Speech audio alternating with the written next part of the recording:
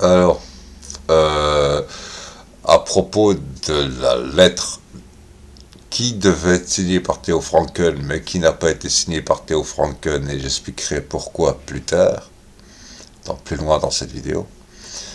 La lettre du gouvernement, donc, qui a été adressée aux jeunes de 17 ans, ou qui va être adressée aux jeunes de 17 ans, je ne sais pas si elle a déjà été adressée aux jeunes de 17 ans, ou si elle va être adressée aux jeunes de 17 ans, pour l'appel au service volontaire. Notons bien que ce service volontaire équivaut à un engagement. C'est-à-dire que c'est comme si vous faisiez l'armée pendant 3 ans. Alors que vous n'allez la faire que pendant 10 mois, une dizaine de mois. Moins d'un an, une dizaine de mois. Un entraînement d'une dizaine de mois, et on nous vend ça comme étant, vous allez casser la gueule aux Russes. Grosso modo, c'est ça. Vous allez défendre l'Europe, défendre la Belgique, et casser la gueule aux ennemis, c'est-à-dire aux Russes. C'est pour défendre la Belgique contre les Russes, soi-disant. Tout le monde trouve ça très bien. Apprend-on à être militaire en 10 mois? Alors qu'en général, les militaires engagés, qui peuvent être appelés, donc à tout moment, sont entraînés pendant 3 ans. Bien sûr que non. Bien sûr que non. Or, ces jeunes qui vont aller, s'ils le font, vont aller au service volontaire, sont rappelables. Ils peuvent être appelés à tout moment dans l'armée de service concrète. Or, ils n'auront fait que 10 mois. Qu'est-ce que tu apprends en 10 mois? Et en fait, c'est ça, quelle est l'urgence réelle du gouvernement? C'est pas combattre les Russes, l'urgence réelle du gouvernement.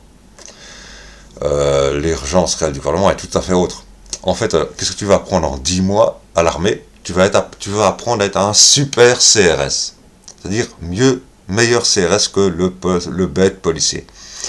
Le bête policier ne peut pas être un super CRS dans le sens où il ne connaît pas les bases du combat de rue, du combat urbain, de ce qu'on appelle la guérilla urbaine. Alors qu'en 10 mois à l'armée, tu peux l'apprendre. C'est tout ce que tu apprendras d'ailleurs.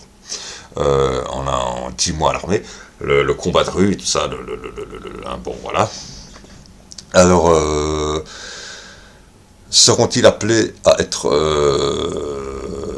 combattre, à casser la gueule à des Russes? Eh bien, je crois plutôt qu'ils seront appelés à casser la gueule à tout ce qu'aura créé le gouvernement de droite, c'est-à-dire les paumés. C'est-à-dire que ces jeunes de 17 ans, ou de 18 ans, enfin, ils auront 18 ans le jour où ils s'engageront, enfin, oui, parce qu'à partir du moment où tu fais ton service volontaire, tu t'engages. Donc, tu es rappelable pour un service concret et à longue durée, à tout moment. Ok. Bon, ils seront, au lieu de casser la gueule aux Russes, ils casseront la gueule à ceux qui étaient leurs anciens potes d'école, à ceux qui étaient leurs parents, aux parents de leurs anciens potes d'école, à leurs frères, à leurs sœurs, c'est-à-dire aux fonctionnaires, aux retraités, à tous les mécontents, et aux salariés, et à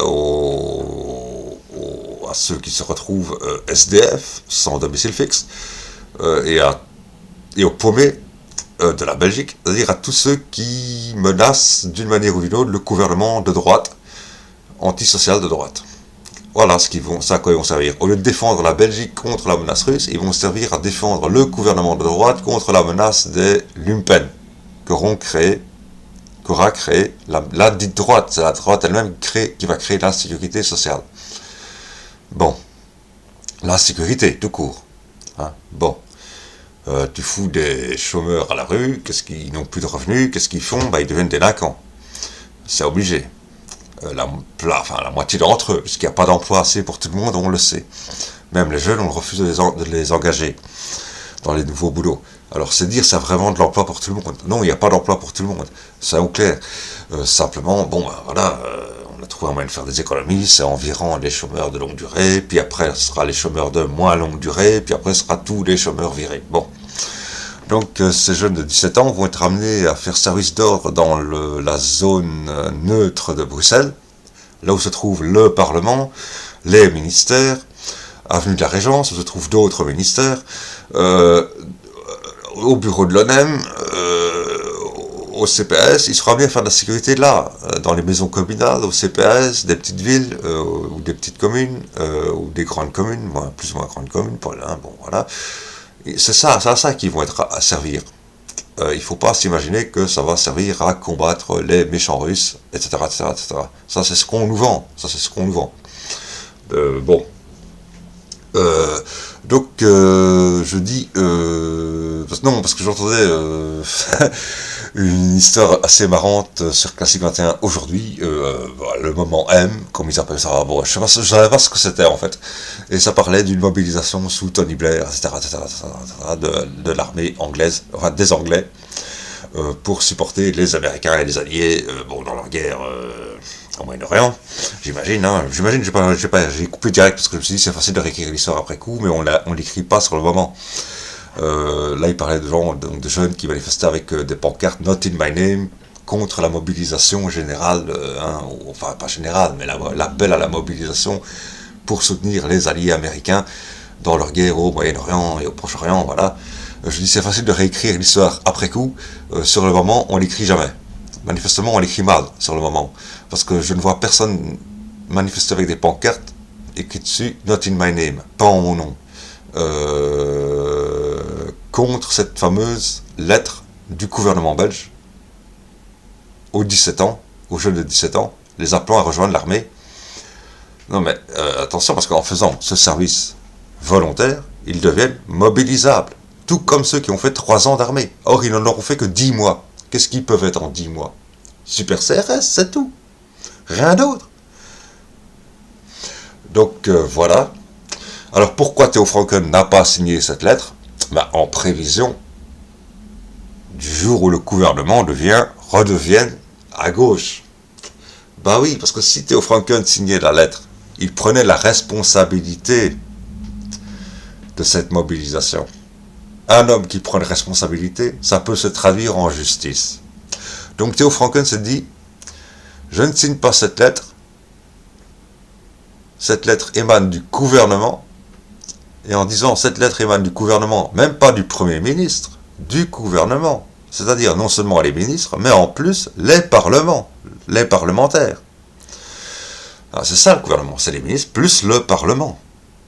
En mutualisant les risques, j'empêche toute condamnation. Parce qu'on n'a jamais vu un parlementaire, des 500 personnes condamnées, 500 parlementaires et ministres condamnés d'un seul coup, pour une décision prise en commun.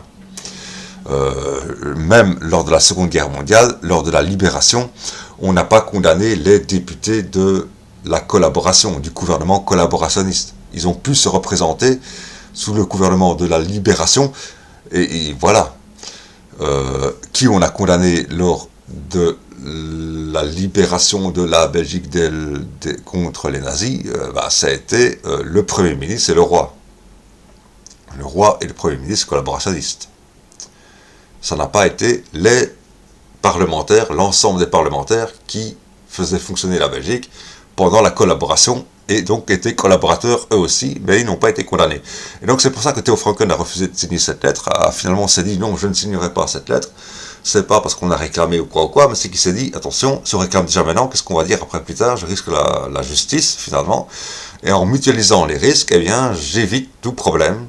En mutualisant les risques, je fais que personne ne soit traduisible en justice par rapport à cet acte qui consiste à faire croire qu'on va lutter contre les Russes alors qu'on va lutter contre des Belges, finalement.